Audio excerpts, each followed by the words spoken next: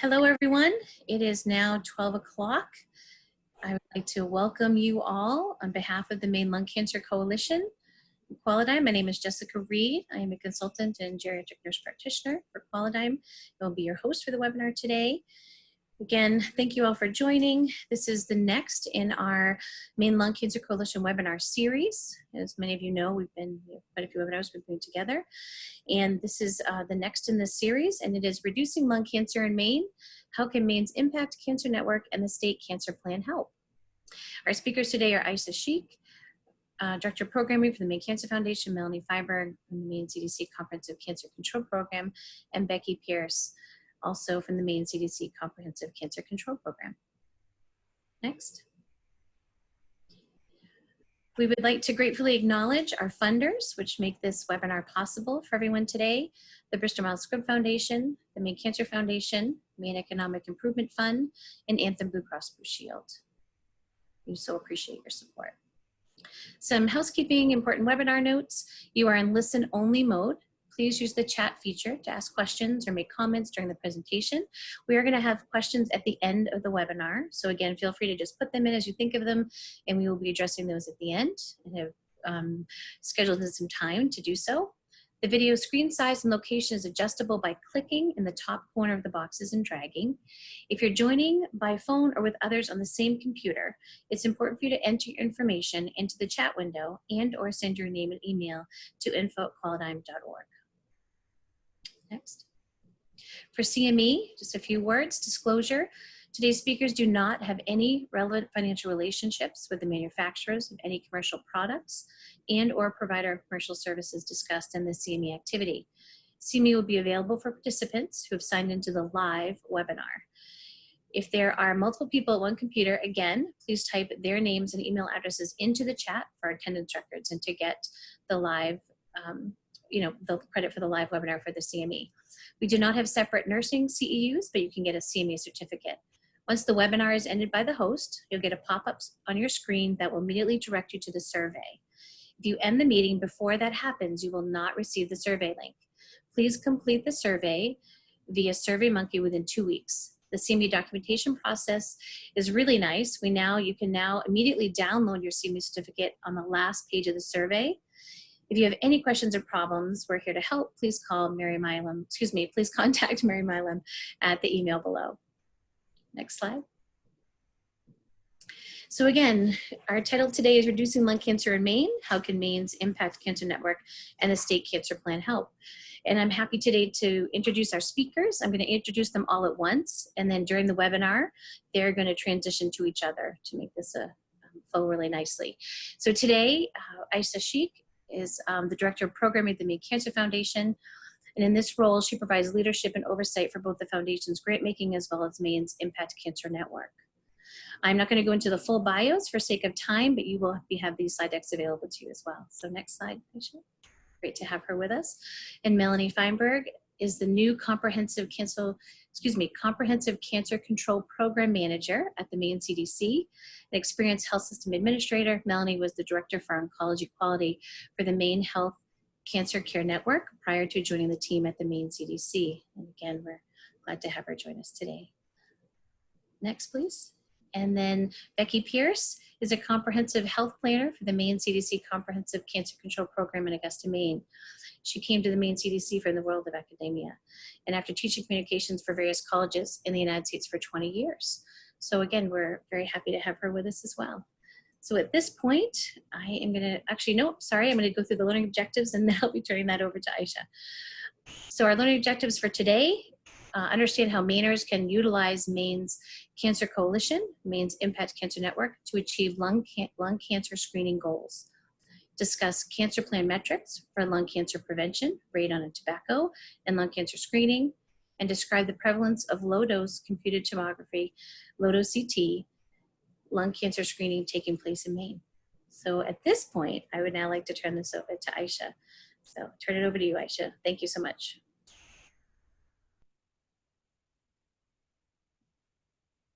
Hi, everyone. It's a pleasure to be here today, and thank you for tuning in and taking time out of your day to learn more about how Maine's Impact Cancer Network can work to reduce lung cancer in our state. As Jessica just said, I'm the Director of Programming at Maine Cancer Foundation, and in that role, I provide leadership for Maine's Impact Cancer Network. Today, I'm going to talk about the role of Maine's Impact Cancer Network in our state, and from now on, I'm going to refer to it as MICAN. I'll also talk about how MICAN utilizes the collective impact model and a little bit about that model, how MICAN is structured, and how coalition members, or hopefully you, can leverage MICAN to reduce lung cancer screening in our state. Most important, let me talk about what is Maine's Impact Cancer Network. We are Maine's statewide cancer coalition, and were established in 2016. It's really important to acknowledge the group that began a lot of this work, which was the Maine Cancer Consortium, which was established in 1999. Much of the foundational work was established within the Cancer Consortium, and we've built upon that work. And also, the network membership closely mirrors what came before in the State Cancer Consortium. We are recognized by the Maine CDC and federal CDC as Maine's official cancer coalition. Although we are not a part of the CDC, we partner closely in our work and setting strategies, etc. It's important to acknowledge that we're one of many cancer coalitions across the United States, the District of Columbia, U.S. Pacific Islands, and tribal organizations. And every coalition in every state reflects, of course, the unique attributes of the state, but also how much capacity or funding that they may have. But we are certainly not alone in our cancer coalition work. Although we're similar to other coalitions, we're also very unique. And the more we talk to other coalitions, the more I learn about how we're unique. First, we have an independent mission and leadership structure. Our mission is to reduce the impact of cancer on individuals and communities in Maine through collaboration and systems improvement. So it is our own unique mission. In addition to that, we have our own leadership roundtable, which serves as an advisory group and leads in our efforts such as setting priorities for the next work year, overseeing projects within task forces, and data measurement. I'd like to say that we're a nimble convener. We're able to, because of our independence, bring groups together quickly and address pressing health needs as they come up. For example, who would have foreseen COVID even 6 months ago? And so that's something that we've been able to talk more about. More recently, we've been talking about health inequities, and one of our teams is addressing cancer disparities among Maine's LGBTQ+ community. Although we are separate from the Maine CDC and national CDC, we do collaborate a lot, and there have been increasing opportunities for us to network and get to know other state coalitions, and certainly learn from them, especially when the work that they do in their states and their demographics mirror Maine's closely. And also important, we're lucky in that we're able to provide access via our backbone and funding support for small pilot projects that are either evidence-based or evidence-informed. And so those projects can be for up to $10,000, and they're meant to be, in many cases, pilot projects that could be potentially scaled up in the future. And again, that backbone and financial support for the network come from Maine Cancer Foundation. As you'll see throughout my presentation, I included some pictures. Every coalition is only as strong as the people that make it up. And so it's important to acknowledge the pictures of our partners, also to acknowledge the statewide nature of our work. Maine's a really big state in terms of geography, and we make a big effort, well, pre-COVID, to go out and visit whenever possible, but now to connect via Zoom as well. So we have a picture here of our hospice colleagues in Hancock County. And then also, it's kind of a boring conference picture, but it's a really important example of how the coalition brings people together in person, ideally, once a year to network and learn from each other and get updates about important cancer topics. We utilize very deliberately the collective impact model in all of Maine's Impact Cancer Network work. It's no surprise to any of us that often our work happens within or is isolated from one another. It's not uncommon to find out after a project has started that someone else is already doing the project in another part of the state. Collective impact brings people together in a structured way to achieve social change. There's so much information out there about collective impact, and I could talk for an entire hour about it. I will spare you that. There's a link here if you'd like to learn more about the collective impact structure, but I will attempt to summarize it here. It provides a formal framework for our complex work and cancer system work in Maine. And I think that systems, the word system, is really important again. We're focused on not just individual small projects, but how that changes our overall landscape. Collective impact engages 4 sectors in its membership. So those are people from nonprofit world, government, business, and lived experience. Lived experience is those who have personal experience with cancer, whether as cancer patients or cancer caregivers. It's a pretty fluid term, but it's really important in that it brings people to the table, regardless of whether they are oncology or public health professionals, to weigh in on our projects, and really prevents us from creating projects or programs that are not really reflecting the people that they're meant to serve. And also, collective impact enables us to anticipate adaptation and evolution whenever possible. And here we have a picture of our friends at the New Mainers Public Health Initiative in Lewiston. For those of you from Aroostook County, that's a potato barn, of course, but for everyone else, they may not have seen that before. And also our 2 friends at the Healthy Community Coalition in Franklin County.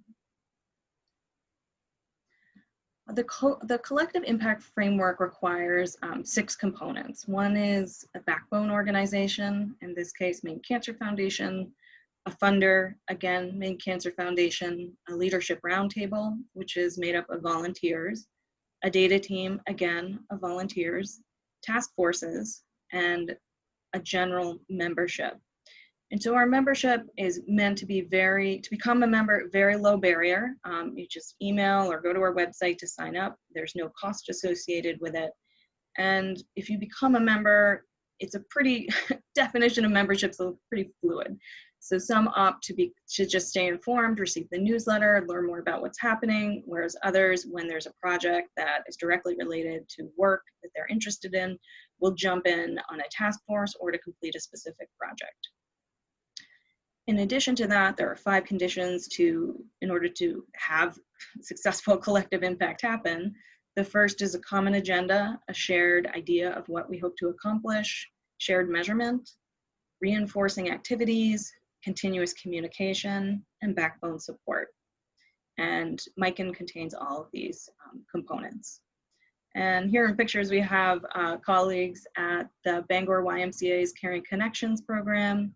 And then on the bottom, 2 of our colleagues from Healthy Acadia well, this picture was taken in Machias, Maine. And Marianne Moore, some of you may recognize her in the bottom picture, has since left Healthy Acadia, is now one of our state senators. Sometimes it's helpful, for me to explain the network when I use what I've started calling the MICAN molecule. I think a molecule is a great word for it, just because it looks like a molecule, obviously, but also it changes depending on the environment in which it's placed. And so while this is a nice, sturdy diagram for you, it's important to know it's a fluid diagram. The leadership roundtable, which is in the red circle, provides the advisory instruction for the entire group and oversees the work of the network. The data team in the blue circle is responsible for that shared measurement component of our work, and also making sure that available cancer data comes to the forefront. And in addition to measuring things like cancer incidence and mortality across our state, they're tasked with a difficult but very important job of measuring the systems change that we create. And in many cases, this is a bit more nebulous and intangible, and comes to us via qualitative data. So it's really incredibly important to make sure we know what our overall impact is in the state. Maine Cancer Foundation in the yellow circle gets a little bit of a bigger circle because there are 2 roles that it serves. One is as the backbone for this network, and the other as our funder. The green circles represent our task forces, and some of them right now are definitely more active than others, but they all reflect stakeholders who have an interest in coming together to work on these issues.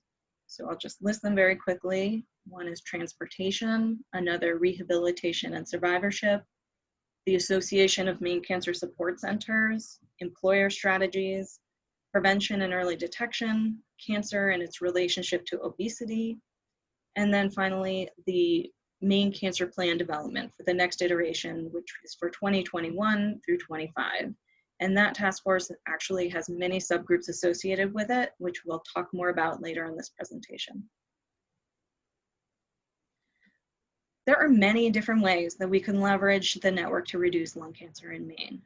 Off the top of my head, certainly one very effective way to do it is via the task forces that already exist within the network. The early detection and prevention task force would, I'm sure, be very open to pursuing a lung cancer screening project initiated by its members. There's also projects that could begin with other existing task forces. For example, again, just an example, working with the Rehabilitation and Survivorship Task Force on increasing lung cancer screening rates among Maine lung cancer survivors would be another very interesting project. And like I said earlier, those green circles, they can come and go. So certainly we would be open to talking more about a new lung cancer task force. The network also provides a place for backbone support to create educational opportunities for members or those across the state. And in some cases that can take place via webinars. Funding is available, as I mentioned, from Maine Cancer Foundation, but something that hasn't happened yet that I would love to see happen is asking network members to band together to come up with a common goal and apply for funding outside of Maine Cancer Foundation to complete projects. The network also enables us to have more communication with cancer colleagues across the state. So for example, if we're trying to learn more about what other cancer stakeholders have completed in other areas of our country, especially if they've been really effective, we have the ability to reach out to the Maine CDC and the National CDC in an effort to connect us with those programs. And finally, via the Maine Cancer Plan, this is another way that we can leverage the network. And Melanie Feinberg will be talking more about that in a moment. I wanted to be sure to provide an example of one of the projects that was very successful in addressing lung cancer screening, and thanks to Becky Pierce for providing me with this specific wonderful example. West Virginia, I'm sure most of us know that the demographics of that state mirror Maine and vary in many ways. And so I think the work that they complete there is particularly of interest for us. Most recently, the Mountains of Hope Comp Cancer Coalition in West Virginia created a shared vision strategy for lung cancer screening in West Virginia. If you go to the link at the very bottom of this slide, there is a very detailed description which has so much more information than I'm going to take the time to describe right now. But it becomes clear very, very quickly that they engaged a large, diverse group of lung cancer screening stakeholders from both within their network, but also outside their network. And I think that's a really important and interesting aspect of their project. Their results are equally impressive. They achieved 6 significant policy and protocol changes. And you can see again on the slide that they accomplished a significant number of screening activities, engaged the media, the governor's office, and also clinical settings and healthcare facilities as well. So I encourage you to look at that as an example of how a coalition can make a big difference, particularly related to lung cancer. So I mentioned earlier, Melanie Feinberg is going to talk more about the Maine Cancer Plan Development Task Force and all the subcommittees that make up that very important task force. So now I'm going to turn it over to Melanie. Thank you, Aisha. And I wanted to just quickly, before I jump in to the specifics of the cancer plan objectives that would be of most interest to this audience, I wanted to thank our partners at the Maine Lung Cancer Coalition for this invitation today. The Maine Cancer Plan 2021-2025 is actually the 5th iteration of Maine's Cancer Plan. And when we publish it in 2021, it will be marking the 20th anniversary of Maine's first cancer plan. Next. Aisha did a fabulous job of talking about the State Cancer Coalition and our shared vision of reducing the burden of cancer through coordinated efforts focused on the greatest cancer-related needs. We work very closely with MICAN and other stakeholders. The Maine CDC's Comprehensive Cancer Control Program is very invested in collaborative work with the coalition and partners, and it's beyond conceptual for us as a federally funded comprehensive cancer control program. We are required to have a work plan that is aligned with a state cancer plan, and our program performance is actually based on how successful we are at engaging partners and working on these initiatives collectively. So our plan, we strive for it to be strategic and evidence-based.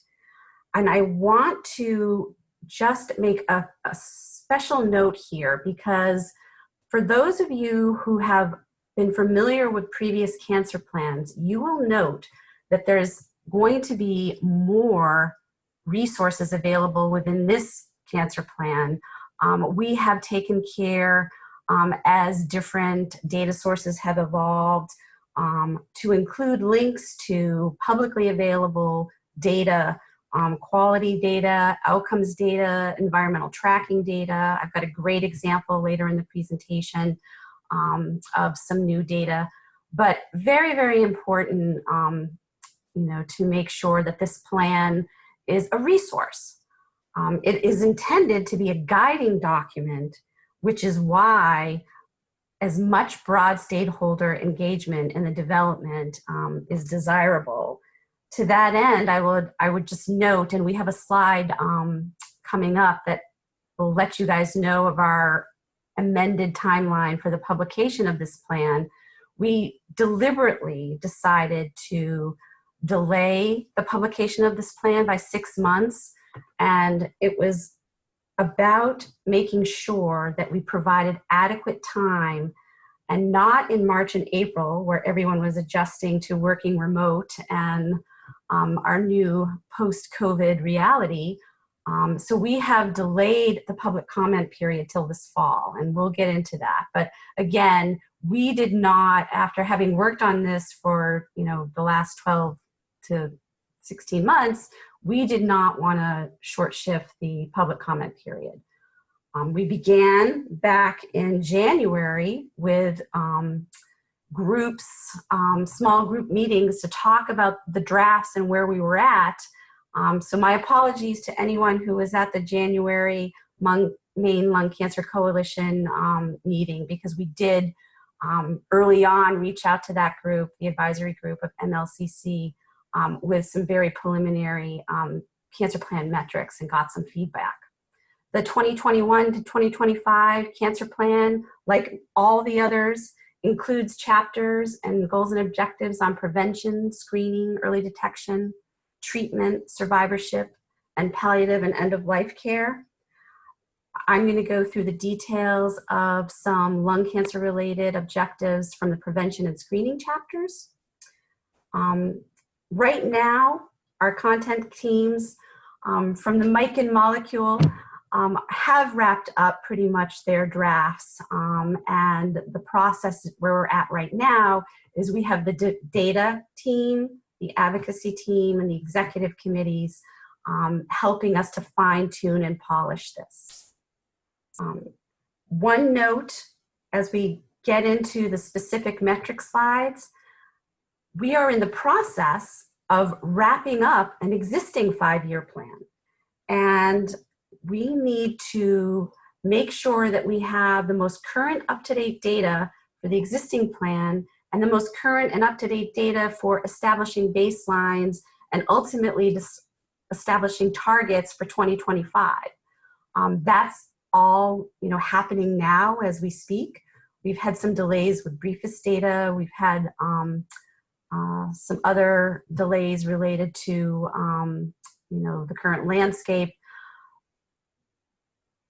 It was worth it to us, again, to have one more opportunity to make sure that this plan, which will have a 5-year shelf life, has the most accurate data. So the next 3 metric slides, there are some areas where those exact targets and measures are still evolving. So certainly ask questions, but just know that if it's blank, it's because we're still waiting for the latest and greatest. Next slide, please. So getting right into it then. Increasing radon testing. We've broken this out into 2. We have owner-occupied structures, and we have non-seasonal residential rental properties. We have this based on right now briefest 2016, although we know we're any minute now getting briefest 2018 data. Increasing the percentage of households that install a radon mitigation system when they receive a high radon test result. This is an excellent example of what I mentioned in my opening in terms of new data sources. So the Maine tracking network, when we published the last cancer plan, was not as evolved as it is now. So now, and again, this is a result of a collaboration between Maine's Radon program and Maine's Comprehensive Cancer Control program. But we now have a Maine Environmental Tracking Network data system, which the public can access, which really tracks Maine radon testing. And this, again, would hopefully help a community, a neighborhood, a family decide whether or not, that's something that they would want to do. So throughout the plan, there will be links to these publicly available outcomes data sources. So look for that. Next slide. Moving on to tobacco objectives. And again, this plan is really a continuation of the work around tobacco that we've been doing for years. One sort of disclaimer I want to put out there is we did not have what we needed in hand to really make a strong statement about vapor products, but we will be including that in an emerging issues section. So right now we've stuck to, smoking cigarettes and those other tobacco products listed here. We use both the youth as well as the regular behavioral risk factor surveillance system to track this. And this is, again, a continuation of existing work and many partners involved in our tobacco prevention work here. Next slide. Our final objective is really where I think the MLCC, has focused. It's increasing lung cancer screening for eligible adults, and we've made some progress. Becky will be concluding this presentation today with results from our 5th year lung cancer screening survey, and you'll be able to see for yourself. We've made some progress. Our situation in Maine around lung cancer screening has definitely been evolving over the last few years, will continue to evolve. It's very, very important with like so many other screening that shared decision-making be included. And, we're going to be tracking that again using briefest. But just so folks understand that, our lung CT screening has to be done in the context of shared decision-making and smoking cessation. Finally, when we talk about our impact of screening, what we really want to see is a reduction in late-stage cancers at diagnosis. That's really the indicator that we're all very focused on to know whether or not we are our screening is adequate. So to the Maine Cancer Surveillance Plan, the existing plan, we several years ago actually added incidence proportion of late stage cancer. We have lung and also a couple other top sites, breast and colon, but it gives us the ability to track very readily how we're doing with these late stage diagnoses that we would like to see reduced. Just a nod to our colleagues at the Maine Cancer Registry.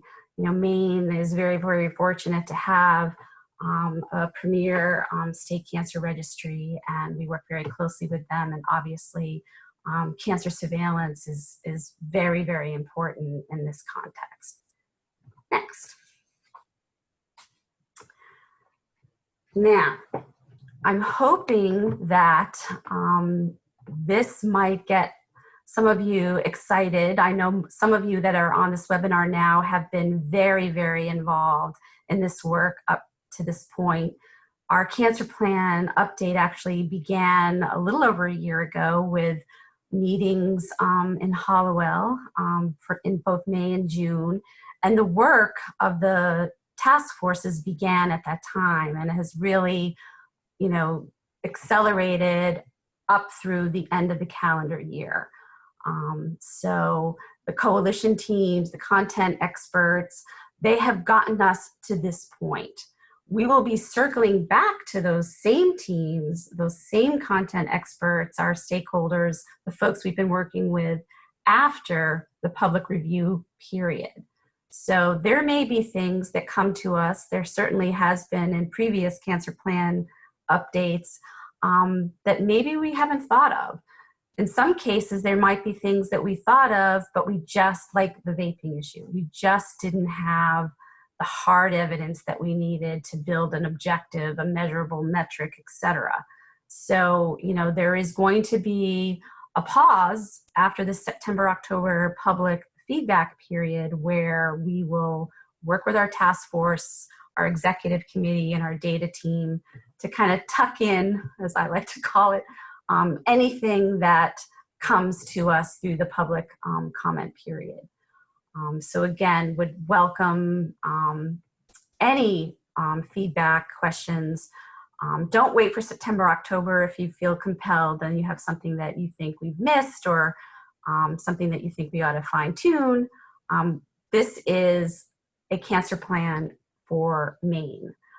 This is not the CDC's cancer plan or Mike's cancer plan.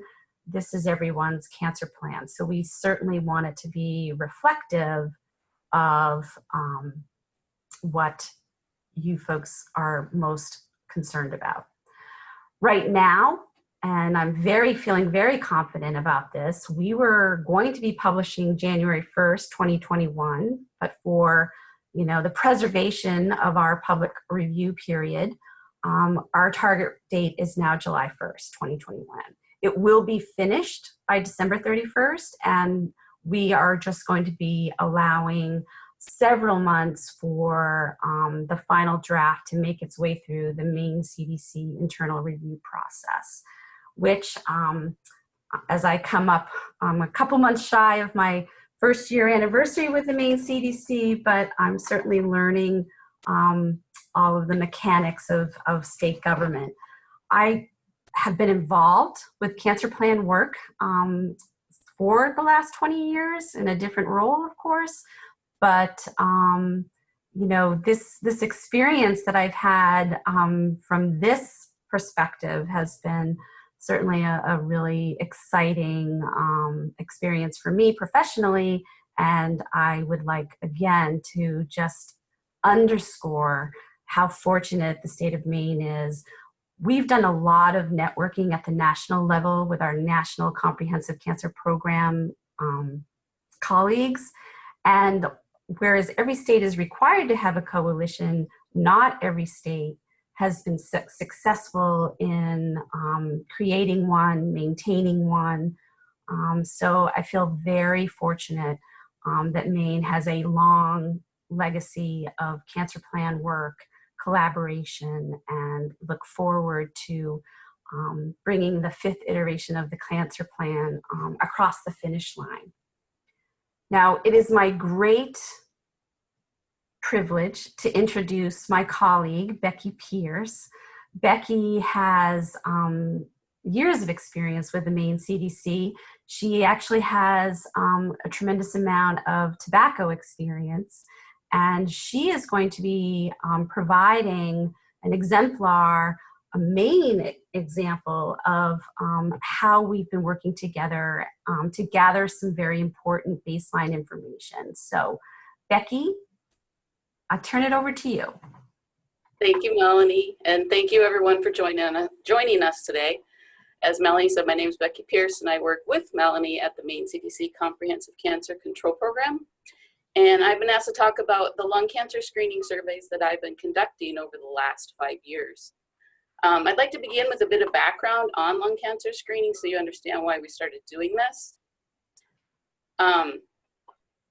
So the National Cancer Institute's National Lung Cancer Screening Trial took place from 2002 to 2009. There were over 50,000 participants, and screening was done over a 5-year period between 2002 and 2007, with each participant randomly assigned to 3 annual screenings with either the low-dose computed tomography, which I'm going to call low-dose CT to make it easier, or a chest X-ray. So data on cases of lung cancer and deaths from lung cancer were collected through 2009. And they found that there was a 20% reduction in deaths from lung cancer among current or former heavy smokers who were screened with low-dose CT versus a chest X-ray. So this study was the catalyst that brought about the systematic review of lung cancer screening by the U.S. Preventive Services Task Force. Next slide. So for those of you who aren't familiar with the U.S. Preventive Services Task Force, it is a task force of independent volunteers of national experts in prevention and evidence-based medicine. The task force works to improve the health of all Americans by making evidence-based recommendations about clinical preventive services such as screenings, counseling services, and preventive medications. The task force had previously come out with clinical guidelines for lung cancer screening in 2004 and did not recommend screening at that time. But after the National Lung Cancer Screening Trial completed their study, the task force began another review of lung cancer screening. Their final statement came out in December 2013, which recommended annual screening with low-dose CT and gave lung cancer screening a grade of B. So that means that the task force believes there's a moderate to substantial benefit to this screening. And then under the Affordable Care Act, cancer screening is considered a preventive service and included under the Act's minimum essential benefits, thus requiring healthcare plans that are compliant with the Affordable Care Act to cover lung cancer screening.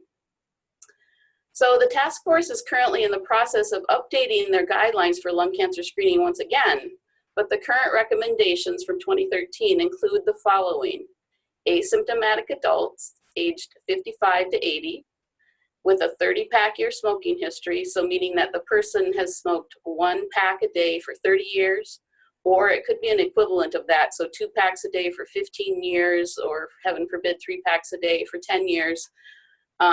And then they either have to be a current smoker or have quit within the past 15 years. So those are the basics that are required to be screened. And then annual screening it's an annual screening. It's not a one and done screening, which many people think that, you know, you get the screening, you're all okay, so I'm good to go for the rest of my life. That's not true. It's an annual screening, just like the other cancer screenings that have evidence-based recommendations.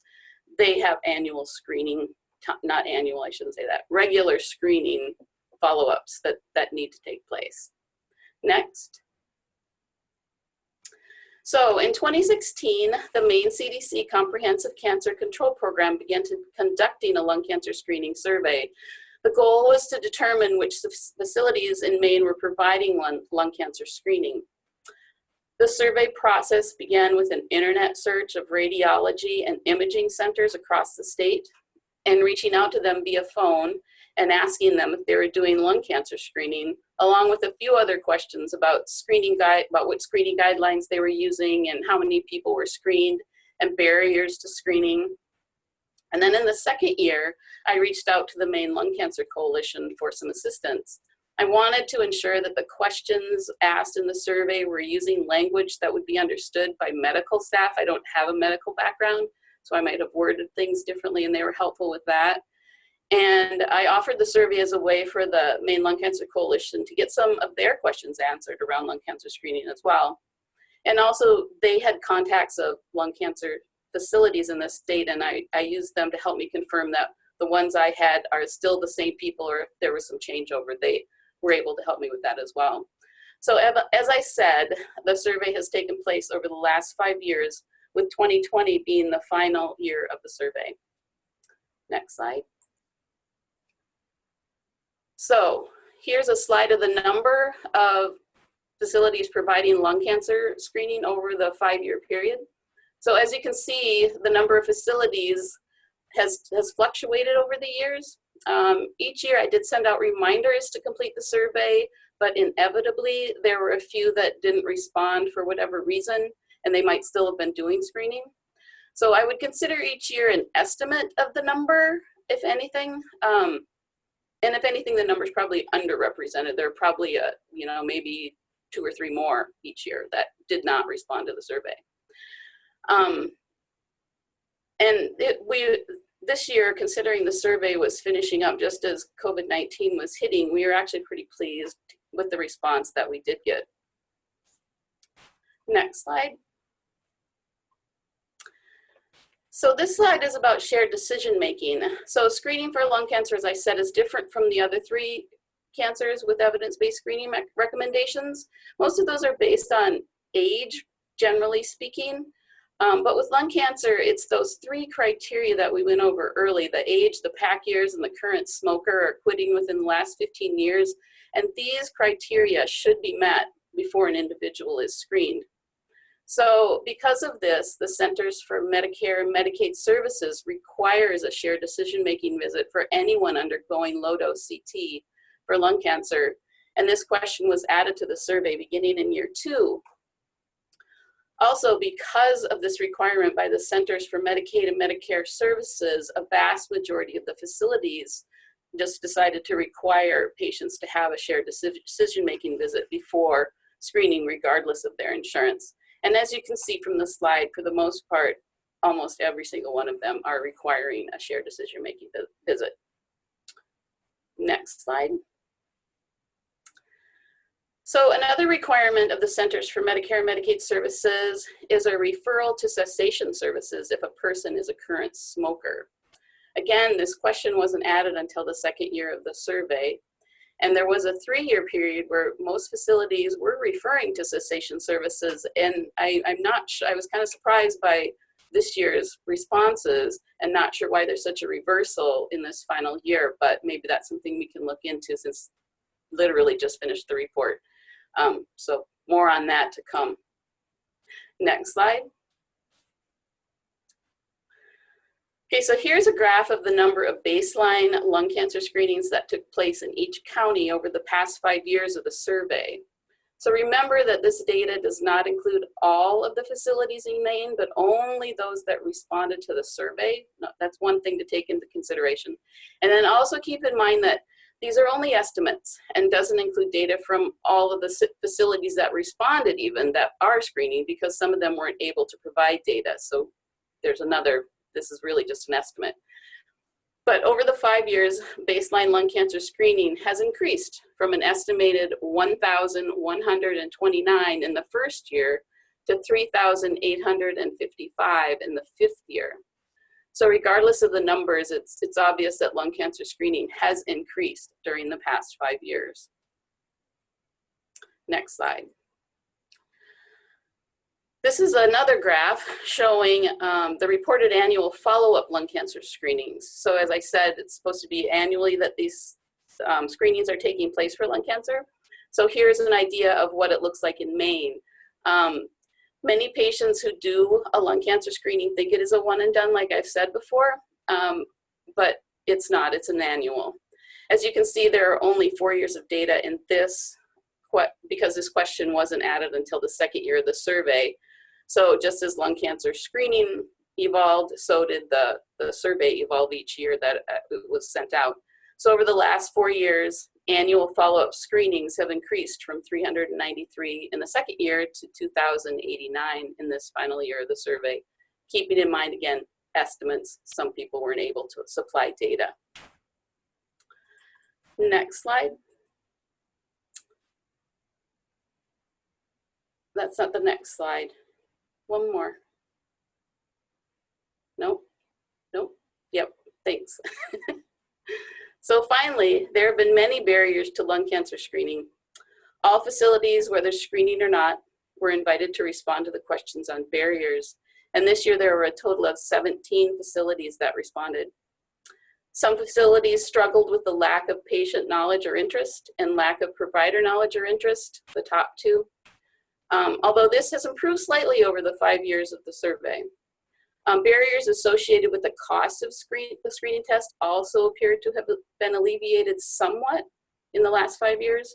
One facility did report high patient out-of-pocket costs to be a complete barrier, but this was a facility that is not doing low-dose CT lung cancer screening and may be contributing to the reason they are not able to provide the service. Lack of transportation may have increased slightly, but that may be due to the increased number of screenings being done as well. The barriers of reporting to Medicare and Medicaid and lack of effective data tracking tools have improved over the years. In fact, in the first year of the survey, I think the reporting to Medicaid and Medicare services was one of the largest barriers to screening. So this is the first year that no facility reported either one of those as a barrier, as a complete barrier to screening. So facilities appear to have increased their lack of administrative support and lack of staff capacity. In the past, many reported both of these as a complete barrier. And one facility added that lack of ways to conduct a tele-shared decision-making visit to serve rural Maine is also a barrier. I'm wondering if that might change now that telehealth has just taken off since this pandemic started, and that may be a way that we can figure out how to do the shared decision-making through the telehealth. But overall, it appears that facilities are reporting less challenges to lung cancer screening. I believe that much of this is due to the work that has been done by the Maine Lung Cancer Coalition and other organizations like Maine's Impact Cancer Network and the Maine Cancer Foundation and Qualidigm to help improve the barriers to screening that facilities had encountered in the past. So I'd like to thank all the facilities who have participated in the lung cancer screening during the past 5 years. The information provided has helped to give us all a better understanding of lung cancer screening across the state. And lastly, I'd like to thank the Maine Lung Cancer Coalition for all the help with the survey as well over the past few years. So thank you very much. Next slide.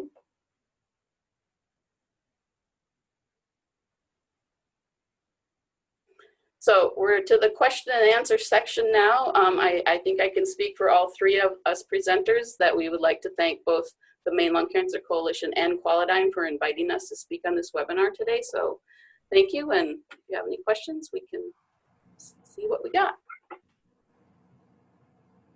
Great, thank you all so much. This was terrific and full of wonderful information, and just really appreciate all of you, the time to be our presenters today, and really did a fantastic job. So thank you all so much. At this point, I'd like to open it up to any questions. We do have a comment from the participants, and it was asking around, wondering if screening programs are doing tobacco treatment internally and not referring. Say that slide was a takeaway for me too, Becky, when you put, Yeah, I can take that one. That was one of the choices that they could respond to. They could say that they're doing in-house referrals, and I didn't get much of that either. So that was included in the question. I hope that answers it for you, Neil. Yeah, I find that pretty interesting, you know, right? That would be going down, honestly. And again, maybe they're incorporating that into that lung cancer screening visit, you know, and that whole piece in the primary care. And Yep. obviously we know that that has to be included in that. So maybe there's, Yep. that's been, maybe we could think maybe a little more robust, which should be great too. So, but definitely, I think you made some nice points about kind of exploring that a little further. So that's great. So any other questions from any other panelists? You guys explain things so thoroughly. There's no questions.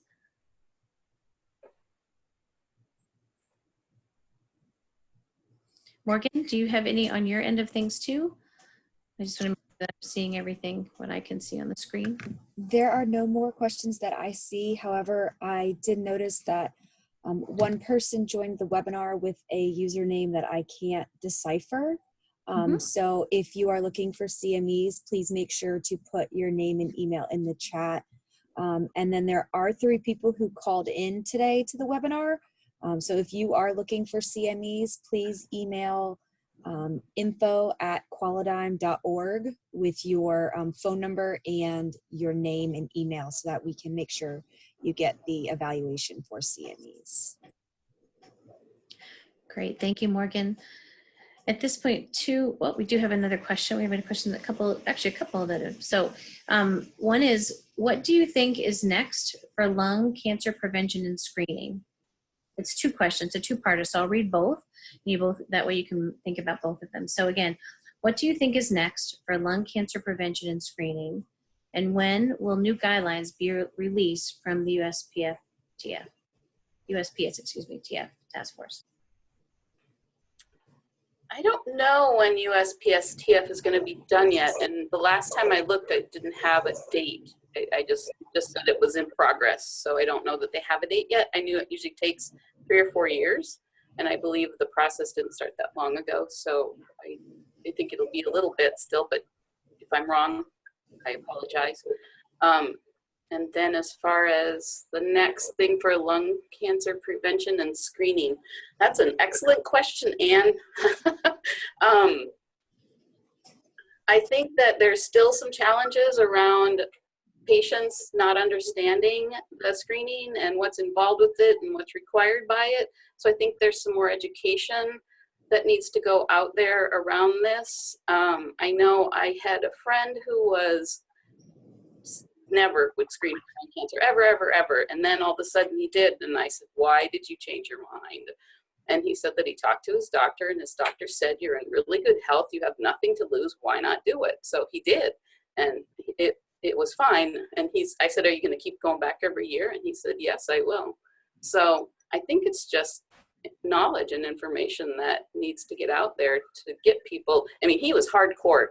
I've known him for years, and during the whole course of this survey, never would he agree to get a screening, and he did. So I would just add also, and Anne, thank you for that question. I think we're all, as screening services begin to reopen and we move forward in a in this new COVID reality, we need to learn how to do cancer screening and keep everybody safe. And I think that there's a lot of material and information that's just coming out now, but I think that what's next for screening, whether it be lung, colon, or breast, is we've obviously lost some ground, because in some cases screening just stopped for several months. So we need to not only make up that lost ground, but also figure out how to continue and do this safely. So I think that that's going to be where we're going to be focused, at least for the immediate future. And welcome, certainly, Anne, you and your colleagues at Maine General to weigh in on that. So, thank you for the question.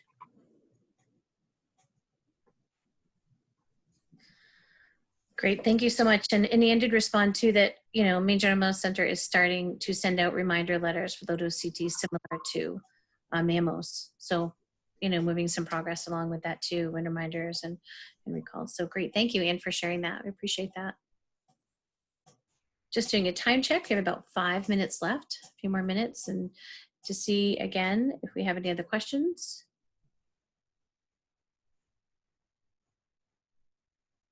You know, we have a couple of comments, one from Neil Corson, one of the leads, actually Leah Waterston and Dr. Neil Corson who are part of the lead team for the Maine Lung Cancer Coalition. And again, just some thank yous again to all of you for today. And again, recognizing the key partners we are together in this work.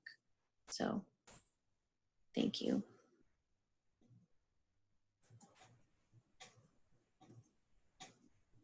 I see a new message here. Morgan, anything else that I am missing that on your end of things? Again, just making sure. Nope, no additional questions, but I did put the link to the evaluation in the chat box. So please make sure to copy that and paste it into your web browser, or you can wait for the follow-up email tomorrow, which will contain a recording of today's presentation, the PowerPoint slides, and the link to the evaluation. Terrific. Thank you for all that information, Morgan. I appreciate it. And again, the emails for our presenters are on your screen now for Aisha, Melanie, and Becky. And I know I speak on their behalf to please don't hesitate to reach out to them. If you think of any other, comments, any other questions that you might have, don't hesitate to reach out to them. And I'm sure they'll be happy to answer. And one more comment from Dr. Neil Corson in regards to one of the Maine Lung Cancer Coalition goals was to increase the availability of screening. While numbers are increasing, number of hospitals offering screening may not be. There are continued barriers that need to be understood and addressed. Absolutely. And then Becky has also put into the chat for everyone the link. Oh, thank you, Becky. That's great. To the last lung cancer survey report that, as she said, is hot off the press. Just finished out and just had completed that prior to the webinar. So the timing was perfect. So again, I know I'm going to turn this back to the speakers to see if you have any last comments to make as we close up. And again, reminding anyone of any certain dates for feedback or, anything like that as we end the webinar. So Melanie, I'll start with you. Do you have any final comments? Well, I have nothing else to add. I appreciate everybody's time and attention today, and I look forward to hearing from you. Thank you. Aisha? Thank you very much for the time and invitation. And I'll just add, if you have any interest at all in learning more about the network or the work happening within the task forces, don't hesitate to reach out. And if you give any more thought to how others can help you achieve your work, your regular work that you do every day, and how the network could support that, please reach out. Thanks. Great, thank you. And Becky, any other final words as well? Nope. Just want to thank everybody. I have great partners out there that I work with. I don't think Melanie and I could do our work without them. It's just the two of us. Without our partners, so thank you, everybody. Great, thank you all. And again, a huge thank you on behalf of the Maine Lung Cancer Coalition to all of you today. And again, a thank you to all of you who joined us, taking the time to be part of our webinar. Great questions and thoughts and comments. And we appreciate you all joining us, and have a wonderful rest of your day. Thank you so much. Take care, everyone. Bye.